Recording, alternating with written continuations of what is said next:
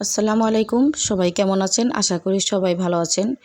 এই তো আজকে রাতে মনে হইলো আর কি যে একটু ভর্তা খাবো। এই জন্য ৩ রকমের ভর্তা আমি আজকে বানিয়েছি। দেখতে থাকুন আমি কিভাবে বানিয়েছি। মানে প্রথমে সবগুলো আর কি ভেজে নিছি। তারপরে প্রথমেই সসপাতার যে মরিচ বাটা এটা আগে বানাই নিছি। মানে আমি এটার মধ্যেই বানাই। বেশি ম্যাশ হয় না এটাই, কিন্তু মজা লাগে। এখানে মরিচ, রসুন ভালো করে ভেজে নিছি, ভর্তাটাও ভেজে নিছি। এরপরে আর কি আমি চিংড়ি মাছের বালাচাও, আপনারা চেনেন নাকি জানি না, চিংড়ি মাছের বালাচাও দিয়ে আজকে ভর্তা বানাইছি। এই ভর্তাটা অনেক মজা লাগে, অনেক মজা। এটা তো এখনকার অনলাইনে ভাইরাল একটা ভর্তা। এখানেও সেম কাঁচামরিচ দিয়ে বানাইছি আমি আজকে। কাঁচামরিচ, রসুন, লবণ আর তেল এটা দিয়ে মিক্সড করে ভালো মতো ম্যাশ করে নিছি।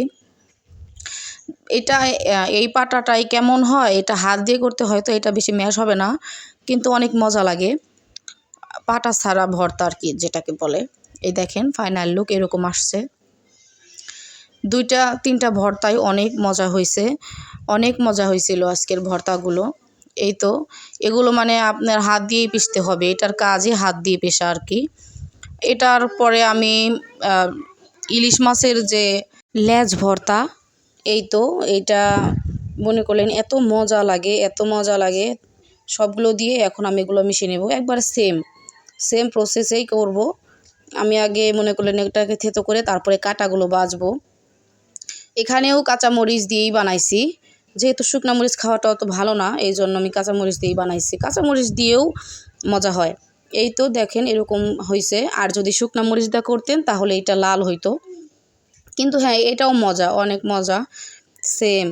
এই তো আমার 3টা ভর্তা, সসপাতা, চিংড়ি মাছের বালাচাও আর ইলিশ মাছের লেজ ভর্তা, ফাইনাল লুক। এই তো দেখুন অনেক মজার একটা ভর্তা। ভালো থাকবেন, সুস্থ থাকবেন, দেখা হবে অন্য কোনো ব্লগে।